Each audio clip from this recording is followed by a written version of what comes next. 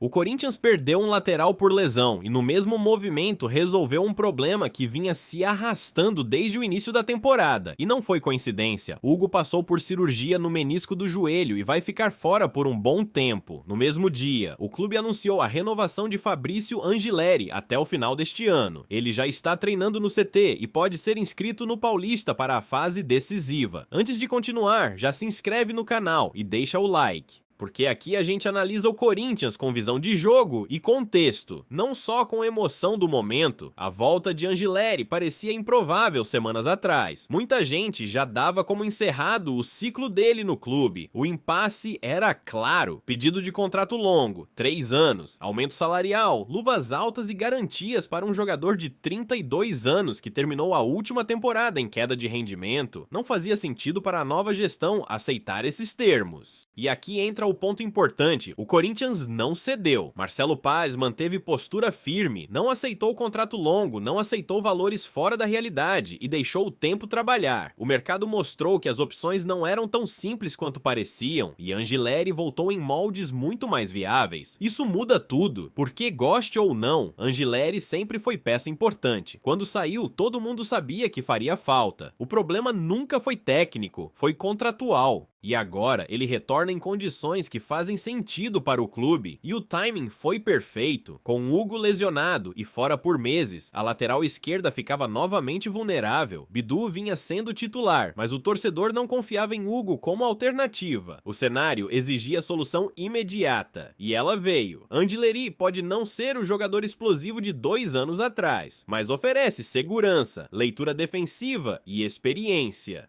E em um elenco que busca estabilidade para focar no Campeonato Brasileiro, isso pesa muito. Além disso, ele já pode ser inscrito e atuar no mata-mata do Paulista. E mesmo que o foco seja o Brasileirão, ter um lateral confiável nesse momento da temporada muda o planejamento, mas enquanto o campo se organiza, fora dele, outra movimentação chamou a atenção da torcida. Os uniformes da temporada 2026-2027 vazaram. E a Nike decidiu apostar forte na nostalgia. Na próxima parte eu vou detalhar os modelos, a inspiração na invasão corintiana de 1976, as cores escolhidas e a data estratégica de lançamento no Maracanã. Enquanto o time se reorganiza dentro de campo, fora dele a torcida já começou a olhar para o futuro. E o futuro nesse caso vem em forma de camisa nova.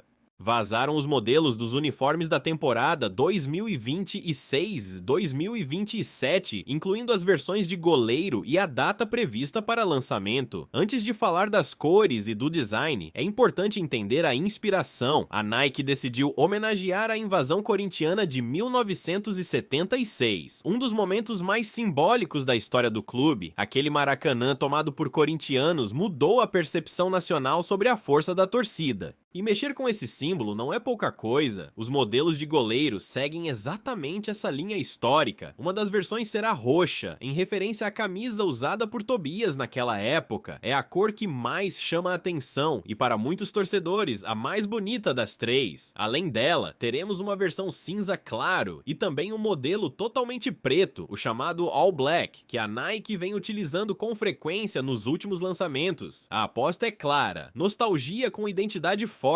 E tem mais, a data escolhida para o lançamento também carrega simbolismo. O uniforme deve estrear no Maracanã no dia 1º de abril, em jogo contra o Fluminense. Não é a primeira vez que o Corinthians lança camisa em estádio histórico contra rival tradicional. Já aconteceu algo parecido anteriormente e agora o clube repete a estratégia. Existe também uma coincidência comercial. Março e abril são meses tradicionais para lançamentos da Nike no Brasil. Ou seja, além da carga emocional, existe planejamento de mercado e, olhando os vazamentos, é difícil negar. Dessa vez, a fornecedora caprichou. O modelo principal traz tons mais escuros, referência direta à invasão, e mantém identidade forte com o escudo. A tendência é de sucesso de vendas, principalmente pelo apelo histórico, só que nem tudo envolvendo o uniforme foi motivo de empolgação. No mesmo dia em que se fala de novos modelos e homenagem histórica, o Corinthians anunciou a demissão do gerente administrativo Rafael Salomão, responsável pela logística com a Nike e pelo controle de almoxarifado. E aqui começa uma história que levanta questionamentos. Na próxima parte eu vou explicar por que essa demissão gerou revolta em parte da torcida, o que envolve a polêmica dos uniformes em falta e por que muita gente acredita que a corda sempre estoura para o lado mais fraco. No mesmo momento em que o clube celebra novos uniformes e prepara lançamentos históricos, surge uma demissão que gerou desconforto nos bastidores. Rafael Salomão, gerente administrativo que trabalhava há mais de 9 anos no Corinthians, foi desligado. Oficialmente, a justificativa envolve falhas logísticas, problemas no controle de material esportivo e dificuldades na gestão dos estoques. Mas a história não é tão simples quanto parece. Foi ele quem apareceu pedindo ao Fluminense para que o Corinthians pudesse atuar de branco em determinada ocasião, porque simplesmente não havia uniforme disponível em quantidade suficiente. Foi ele quem precisou ligar para a Nike solicitando envio urgente de camisas, porque faltavam peças até para treinos. Foi ele também que tentou intermediar a unificação dos estoques que ficaram divididos entre Parque São Jorge e CT após mudanças administrativas. Ou seja, ele estava no centro de um problema estrutural maior. E aqui surge a pergunta que muitos torcedores começaram a fazer. Ele foi demitido por incompetência individual ou virou o elo mais fraco de uma cadeia muito maior? Porque enquanto um gerente é desligado por falhas na gestão de uniformes, acusações mais graves envolvendo figuras de escalão superior simplesmente não avançam. E isso gera a sensação de que a responsabilidade não é distribuída de forma proporcional. É importante ser justo. Não sabemos todos os bastidores, não sabemos se havia conflitos internos, falhas recorrentes ou quebra de confiança, mas a percepção pública importa, e a percepção que ficou para a parte da torcida é clara. A corda sempre arrebenta para o lado mais fraco. Em qualquer instituição, estabilidade administrativa influencia diretamente o desempenho esportivo. Logística falha afeta treino. Uniforme em falta vira constrangimento. Divisão interna cria desgaste. E enquanto a política interna ferve, o time precisa entrar em campo. O Corinthians finalizou a preparação para o próximo compromisso no Campeonato Brasileiro contra o Bragantino. E teve uma novidade importante: Carrion voltou aos treinos completos após incômodo muscular. E deve estar à disposição, mas existe uma diferença entre estar à disposição e estar no auge.